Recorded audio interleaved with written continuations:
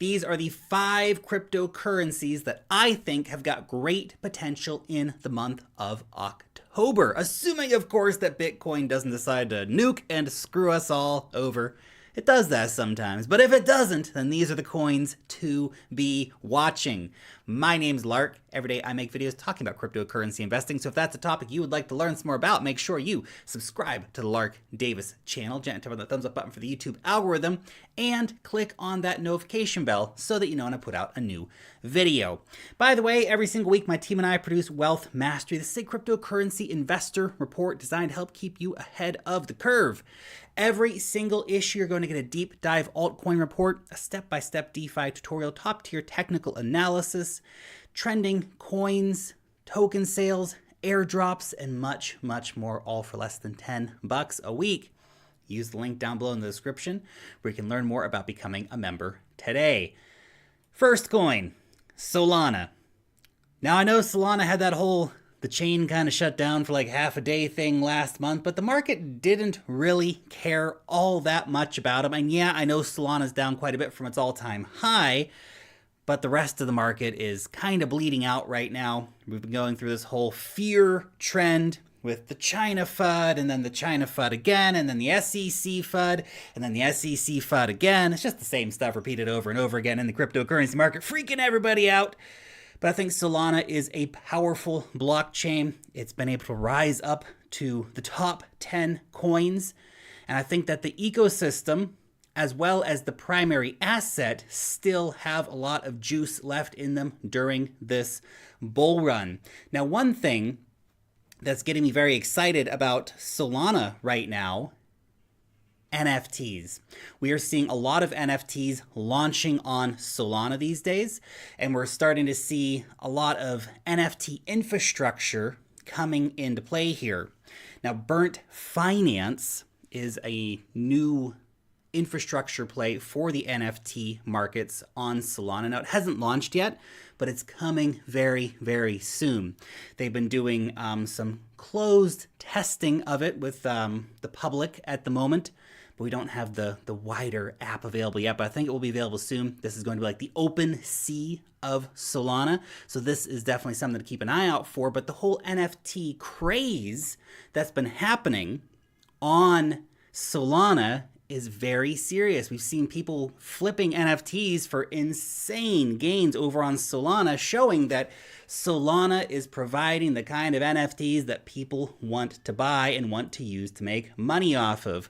We also see Solana being able to bridge out and get liquidity from all of these other chains. Now, what's very interesting is that Solana's wormhole has extended their token bridge in order to support NFTs, meaning you're going to be able to move NFTs between Ethereum and Solana. Now, that is game-changing because that essentially lets you bring things like CryptoPunks, art blocks, Bored Apes, all that stuff over to the Solana blockchain, where you can now sell them for fractions of a penny, list them for fractions of a penny instead of for $50 or $100 like you have to deal with on Ethereum quite frequently.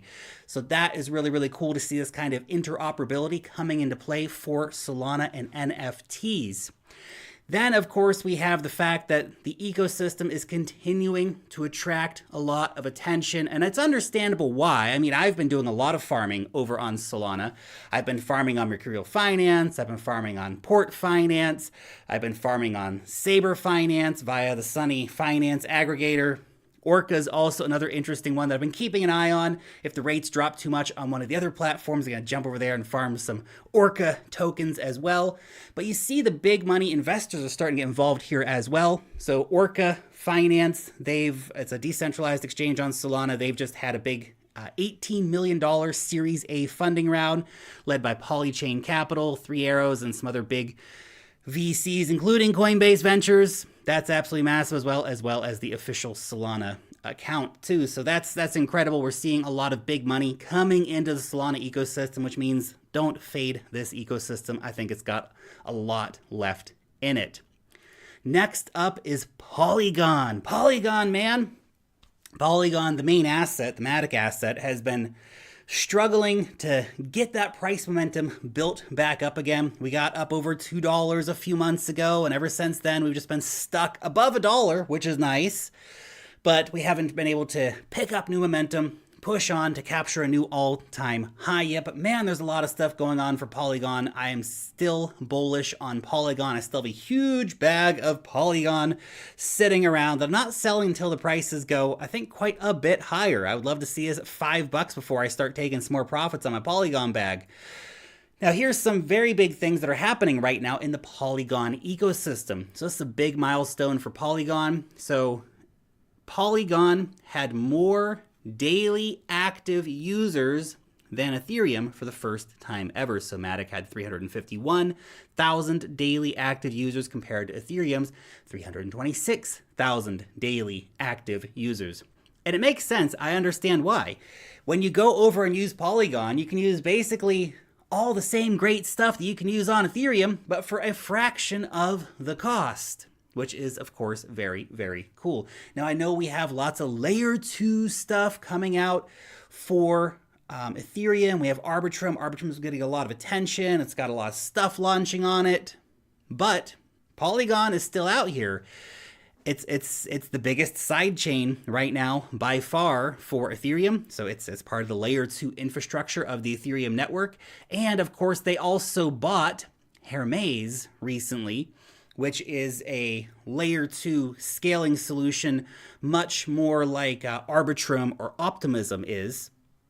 So instead of being a sidechain, it's more of an inherently built kind of layer 2 scaling solution.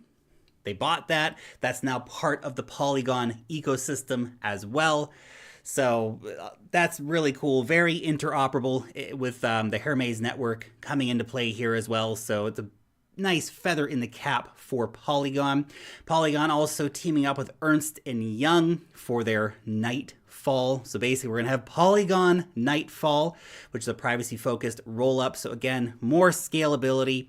This brings in the big players too by collaborating with Nightfall and Hermes and basically just Polygon in general being that premier sidechain for Ethereum. That makes layer 2 enterprise adoption possible.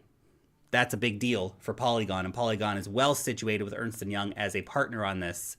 We also, of course, see NFTs taking off in a pretty big way on Polygon right now. So this is Dolce & Gabbana's NFT collection that came out on a Polygon-based platform that's getting a lot of attention. These are big bids for NFTs. The collection has $3.2 million so far. Think about that. That's pretty damn crazy because essentially what we're seeing right now, one of the big, I think, criticisms so far of Polygon has been, well, yeah, I know they have NFTs, but they haven't had any of the really super high value NFTs coming out. Look at Ethereum. It's got all the highest value stuff. It's got all the big whale accounts. Well, here we go. This is proving that wrong. People are going to spend millions of dollars on NFTs based on the Polygon network. That is super, super cool. And finally, of course, we can't forget that Polygon has been nailing down the gaming arena. So they've been looking to put a lot of money into play to earn crypto games, which of course are best suited to a layer 2 environment, much like Polygon is offering. The third coin for today is Elrond. Now, Elrond, in case you are not familiar, is basically Ethereum 2.0, but today, which is super, super awesome. It's got all that great technology, and they're just starting to unleash the juiciest parts of that technology. So there's a lot of reasons why I'm excited about Elrond. We see the user accounts growing. We see the amount of transactions growing, which is, you have to keep in perspective. We don't really have any operational applications yet on Elrond. So 8.4 million transactions without really anything for people to do. Still pretty gosh darn good. 11.9 million Elrond currently staked. Now look, growing accounts, obviously that's a great thing. But what we really need to see now from Elrond, product launches, more and more product launches. Well, we do have the Myar DeFi wallet, which has launched for Elrond dApps. That means that it's now going to be possible to start connecting with decentralized applications via the Myar wallet. We also have this, which I think is just an incredibly important integration for Elrond, and that is that KuCoin is going to start listing ESDTs, which are basically Elrond network tokens. So that gives centralized exchange liquidity for these tokens. I hope we see some other big exchanges announcing that soon as well. Binance will be a good one, for example. It's been a supporter of Elrond for a very long time. So I hope to see them listing the Elrond standard tokens as well. We also have the Myar exchange, which is coming up very soon. So we'll be getting the issuance and details for those of you who were staking your Elrond tokens in the Myar wallet. You're going to get some Myar exchange tokens, which could be a pretty damn valuable airdrop, considering the growing hype building around the Elrond network. I think that when we start getting the applications launching here, and that's going to be very, very soon, then we're going to start seeing the total value locked coming in. Then we're going to start seeing people FOMOing into the eGold asset in order to lock it up in different DeFi applications. That's when we really start to see the price appreciation happening. We're right on the precipice of that moment. The fourth coin today, of course, it has to be Polka Dot, man. Obviously. Now, why am I talking about Polka Dot today? Why should we be watching this in the month of October? Well, one simple freaking reason. Parachains, man. Parachains. So Gavin Wood, he came out recently in an interview. He said the audit's over. The audit was successful for parachains on the main Polka Dot chain. He says officially that parachains are ready to go. They're just waiting for a launch date. Probably my guess would be that once the second round of Kusama parachain auctions finishes, I think that's this week or next week, then we're going to see probably a week or two delay, and then we'll see an official launch date for parachains on the main Polka Dot blockchain.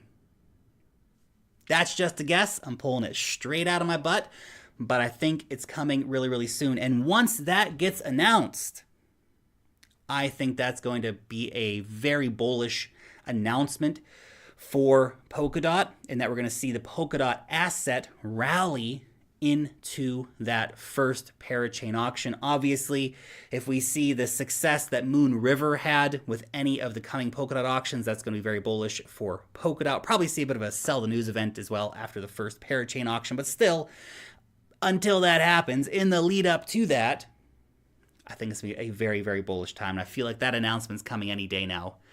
We've been waiting for it. We've gone through 2 rounds, or almost finished 2 rounds of parachain auctions on Kusama. We're so close. We're so close. We're going to get an announcement on this sooner than a lot of people probably expect. So definitely keeping an eye out for that. And the final one for today, the old man.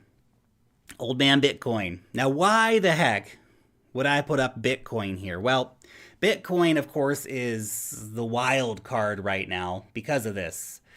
Bitcoin ETF, it's coming. It's coming. In fact, today, Coinbase posted and then very quickly deleted a post about how they think that a Bitcoin ETF is coming really, really soon. Don't know what's behind that. That may be some insider information. Maybe somebody posted a news release too soon or whatever. But that came out today. We have a lot of speculation going on right now that October is going to be the month for a Bitcoin ETF to launch. Now, if you're new to the market, if you've only been here, a couple months, when Bitcoin starts going, it goes, man. It goes. The launch of a Bitcoin ETF, I think that'll be a majorly bullish catalyst event that could see Bitcoin rallying like 100%, right? That could push us up into new all-time highs, and it can happen a lot quicker than most people think it can happen. You watch Bitcoin enough, you start to get bored, like, Bitcoin's not doing anything. Why isn't Bitcoin going up? What's going on here? Come on, Bitcoin's so boring. That's accumulation, man. And then something like this drops, boom, boom. The price just goes freaking crazy. Now, obviously, as I've mentioned on the channel before, if we get a Bitcoin futures ETF, which is what is rumored to be launched in October, and those are just rumors. The internet's full of rumors, of course, but I think it's about time, to be honest, that we do see a Bitcoin ETF launched. If we see a futures-backed ETF, I'm not excited about it. It's not a great product. It just gives Wall Street another avenue to manipulate the price of Bitcoin. The CME has stated that they would like to be the standard for the price of Bitcoin. The CME, of course, is a garbage Bitcoin contract. Just like Bitcoin futures backed by the CME's Bitcoin products would be garbage Bitcoin ETFs because it's only paper. There's not a single real Bitcoin involved in any of those transactions. It's all cash settled. It's all derivative garbage. Straight up. That being said, even a futures ETF launch will be a bullish event for Bitcoin. I believe that to be the case. And I think that a futures ETF launch opens the door for a spot Bitcoin ETF, which is what we really want because that actually matters. That actually takes real Bitcoin, locks it up, issues out a paper contract on your brokerage account in order to be able to gobble that up. That's the kind of Bitcoin ETF that we want. There's a chance that that could be the first thing launched. Now, the current head of the SEC has said that's not what he would like to see. He would like to see futures-backed ETFs, which means he's just a sellout for Wall Street, essentially. We're going to use a more forceful word than that, but this is a family-friendly program. But regardless, a futures ETF is bullish, a spot ETF is mega bullish, and I think that a futures ETF is probably the gateway drug for the spot ETF, and that could happen very, very soon. It's a wild card event. We have no indication when it's going to happen. Rumors are flying around, so we'll see, of course, if those rumors prove to be true or not. Anyway, just my 2 Satoshis for the day. What coin do you think is going to be the #1 coin that everybody should be watching for the month of October? Is it one of the coins that I mentioned in my video today, or is it something else? Let us all know down below in the comment section what one coin you think is going to have an explosive October. Thanks so much for watching today's video, and peace out till next time.